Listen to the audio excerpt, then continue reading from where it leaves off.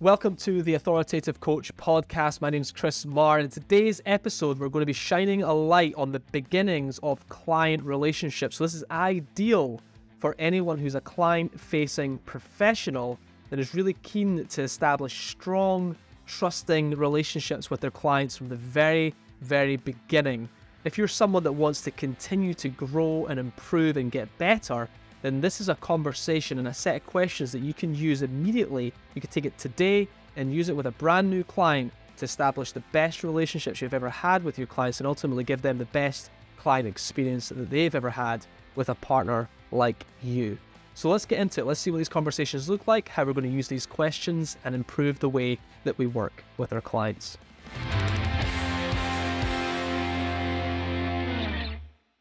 I read this great quote in a book recently, and it's that people make claims about having 20 years experience, but they really just have 1 year's experience repeated 20 times. The reason I love this is because it isn't about how many years experience you've had, it's how much you've grown in that time. What have you learned? How have you got better over that time? And it leans into a lot about this podcast, but also leans into a lot of my own need to continue to improve and then want to share that with other people. And it's a big reason why I'm a coach and why I work with coaches. I want to help people to grow. I want to grow and I want to be around people that are growing as well. So have you got 20 years experience or have you got 1 year experience repeated 20 times, right? Big question. With today's, well, how's it relevant to today's show or today's episode? Well, this episode is all about beginnings. I want to talk about the start of client relationships and how important that is. And the reason that this quote is relevant here is because every new client relationship is unique. You get another chance to start again. You get another chance to do it better than the last time. And if we're really being progressive and we're growing and we're learning from the mistakes that we're making and we're learning from what's going well and what we're doing well, we should continue to have better client relationships time and time again. And that's not to say things are going to go wrong from time to time. Of course they are. But generally speaking, over a longer term, client relationships are getting stronger. They're getting better. The sessions that we're having with our clients are the best sessions we've ever had. Our clients are having the best experience that they've ever had. This is the best partnership experience that they've ever had. Right? This is the inspiration for this episode really is, what can we be doing to make sure that when our clients come to work with us and they have these sessions with us, these calls, these meetings, they look forward to it on their calendar. And when they're done, they're like, that was the best meeting that I've had all week.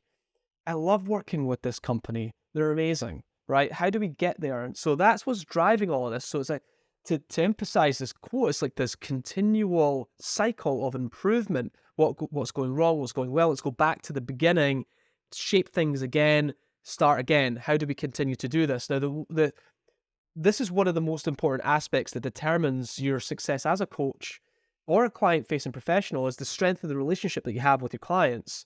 And there's things that you can do deliberately to improve and strengthen and develop the relationship that you have with the clients, but oftentimes it's missed out. We don't do it. We just get into the work far too quickly. We need to make more time for the relationship to blossom. I know from my own experience that when things go wrong, I can think of several examples that just come straight to mind for me where I haven't been able to achieve the results that we wanted to with a client and the relationship never got to where it needed to be. And then it ended up being some type of breakdown in the relationship. I know that there's something that I could have done that could have perhaps allowed that to be different, that I could have got ahead of that it might never have happened. And so I never want to skip this moment that I have, which is a very small window of time to really establish the relationship with the client. Now, I'm not a big believer in the whole, you don't get a second chance to make a first impression. I think we have, and oftentimes, lots of opportunities to reestablish things. But in this case, I do believe that if you don't get it right from the start, it's very, very hard to claw back the client relationship. So there's things that they're absolutely critical to do at the beginning of the client relationship so you can make that great first impression. I just, again, thinking about all the clients that I wish I had a better relationship with over time, knowing how difficult it is to reestablish that expectation or reestablish our roles. Very difficult to do. It's almost like when you get a promotion at work, going from like a position into like a different management or leadership position where you've already got an established relationship with the people around you. It takes time for them to acclimate to your new role, right? It takes time to reestablish a relationship that's already been established around specific expectations. So I want to share with you some questions today that I feel are really important to integrate into the beginnings of your relationships, how to develop these client relationships, make them stronger, faster. And so when you think back to the beginnings of your client relationships, what questions are you asking that are specifically about the relationship between the two, that establishes both of your roles, establishes the expectations? How are you having that conversation? When I ask this question of the people that I work with, oftentimes it's crickets. There's nothing. We're not doing anything really. We're getting lucky is what we are in terms of the relationships that we have with clients. And so as soon as I bring this up, we can see why things go wrong, because our clients have these preconceptions, these expectations, they've had their own bad experiences because they've hired someone like you before, right? They're holding on to all of this, and they're making generalizations and stereotypes. They're even using other people's bad experiences as part of the story that they're telling themselves. So they're coming in with all of this, and yet we don't talk about it. And then we're misaligned. We're not on the same page at all. And so a good example of something that we've talked about on the podcast before is accountability, right? It's one of the first episodes. Is clients think that when they're hiring a coach like me, that I'm going to be an accountability partner for them. I'm going to be chasing them up for their work and making sure things are getting done. That's not what I see my value as a coach, to chase people up. That's not what I'm going to do. And so if they're thinking that that's what I'm going to do, and I'm thinking it's not what I'm going to do, we need to have a discussion about it so that we're aligned on our expectations and what our roles are, that we're on we're on the same page. So you've got to think to yourself, like, if we don't do this, if we don't have this conversation, if we don't establish these expectations, what tends to go wrong in our client relationships? Where's the friction? Where do you feel upset about, like, in the relationship? So for example, you're like, oh man, this client just keeps messaging me all the time about random stuff. They're emailing me, they're sending me direct messages on this platform. This isn't really what I want. And so anything that's happening where you're like, this isn't how it should be, the only thing that you can do here, this is what I encourage the people I work with to do, is to look in the mirror and say, how have I allowed this to happen? What have I done or not done that's allowed the client to believe that this is how we want to work together, right? And usually it's something on us where we haven't done the work, right? And the client's expectations are too high, or there's a lot of friction in the relationship, or, and it ultimately leads to a bad experience, a bad customer experience. We want the experience to be good, so we want to get rid of the friction. We want to make the expectations clear. Of course, by doing all of this, you're not only doing yourself a favor, but you're doing the client a favor too, to make sure that everything is clear and the expectations are clear and that we're both aligned. And that's what we're looking for. So I often ask myself, why is it that client-facing professionals, coaches, leaders stay away from asking these types of questions and having this really open and deliberate conversation about what our relationship needs to look like? And where I land with this is because we have a culture, especially in the agency world, to be agreeable. In other words, the client is in control, the client dictates the terms, and I'm here to take the orders and do the work. My work today is the exact opposite of that. I'm trying to help client professionals take control, to lead the client, to have more authority and credibility in the client relationship. And the reason it shows up oftentimes is because we go into these client relationships with the need to be liked by them instead of the driving and trying to earn respect in the relationship. And if we go into these relationships with the need to be liked, it leads to agreeableness. It leads to you saying yes to a lot of things. It leads to you not pushing back or challenging your clients. But and arguably, it's not about being liked. It's about the client respecting you and the work that you bring and the value that you bring to this relationship. And so we need to go with respect first, which will ultimately lead to being liked. But what you risk with going with liked first is that you risk never being respected. And so I think this is where it all comes from. Like the root of all of this comes from this attitude, mindset, this approach to our work. Do we want to be liked? Do we want to be respected?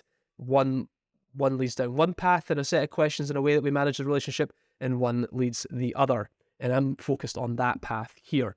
So when I'm thinking about, let's get to the questions. So when we're thinking about starting a relationship with a client, I'll do this from a coaching perspective. So I'm a coach, the Ask You Answer coach. I'm working with a client that wants to be successful with the Ask You Answer in their business. So one of the first questions I'm going to ask early on in our relationship is something like, or a variation of these types of questions, which is something like, what does our relationship need to look like in order to do our best work here, in order to be successful, in order to achieve success at our highest potential? What does our relationship need to look like? Have you ever hired a coach before? And it doesn't matter if they say yes or no here. Yes, I have hired a coach before. What went well? What didn't go so well? What was helpful? What wasn't helpful? How do we make sure our relationship doesn't look like that? How do we make sure our relationship doesn't go down that path? How do we make sure that it's better than the last relationship you had? If they say no, you could just say, well, what do you believe a great coach-client relationship should look like? And now you're into it, and you can get the answers that you're looking for. And of course, you do need to know what answers you're looking for here so you can manage the expectations. But in my experience, what I found is they tend to say the things that you want them to say. And you don't need it, but it's nice to have permission almost from the client to be the best coach that you can be for them. And so I'll give you an example of this. Many years ago, I remember asking a client this exact question, and here's exactly what she said. Here's a quote from her response to this question about what a client-coach relationship should look like. She said, in my past experience, the best relationship I've had with coaches has been the ones that weren't afraid to push me, that they wanted to push their clients to be better. Nothing makes me feel more frustrated than when I feel like I'm pushing the coach along. If I want to feel like the coach is challenging me, right? That was what she said. And so for me in that moment, I'm like, this is fantastic, because she's essentially saying, challenge me, push me, question the ideas that I have, dig in. That's exactly, to me, one of the things that I want to hear from my clients. It shows me that that's what they want and what they need. And in fact, I would say that even though clients don't explicitly say that, it is actually what they want and what they need. And so in that moment, she gave me clear permission to be the best coach I can be. So it's an example of that, but that's happened dozens of times by deliberately injecting this conversation into the relationship somewhere, right? For me, it's at the very beginning. Right at the beginning, when I get a client, they've signed an agreement, we talk about the relationship and what it looks like. Arguably, you could do it before that as well. Like, what does this relationship look like? But if you get a client handed off to you, let's say you're HubSpot onboarding, or let's say you're onboarding some technology, or you're part of a different part of the project team, or they're going from one project to another, that's a new relationship. Just as much as like every new client you get is a unique relationship, and we need to make the effort to do these things. Think about, how do you get this conversation going? So what does the relationship need to look like from us? Let's see what their expectations are. Let's see what they're holding on to. Have you ever had a bad experience with a coach before? What would that look like? You try to get all of this stuff out so you can say, this is actually what it looks like. And if they're misaligned or they've got some mis-expectations, you can address that right out the gate. And everybody moves on, understands what each of their roles are. So this becomes a very, very valuable conversation to have. So my challenge to you is to think, where does it make sense for me to have this conversation with my clients? Where can we establish a relationship? Maybe one of the pre-exercises you need to do here is, what does the very best relationship look like? What does good look like? How do I have a conversation that allows us to get to that every single time? Where in the process does it make sense to have this conversation with my clients? And furthermore, just thinking about the fact that it's going to take a bit more time. So for example, if your first call with a client's an hour, maybe you need to add 20 minutes or half an hour to that call, or you need to take something out so you can actually have this very deliberate conversation so you can get ahead of all the problems that come up in your client relationships. so you can go back and have a better start.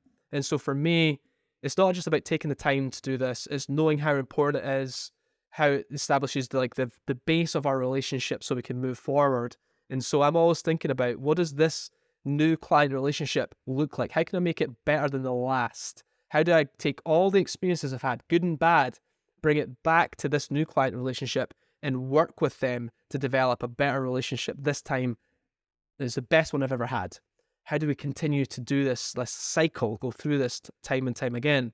And so I would encourage you to use everything you've got here, including your bad experiences, things that have cropped up, the problems that come up, and bring that to the forefront, to the very start, so that you can have the best beginnings with your clients.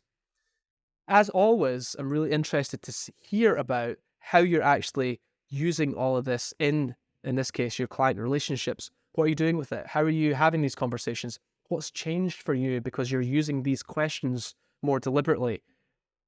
Email me, message me.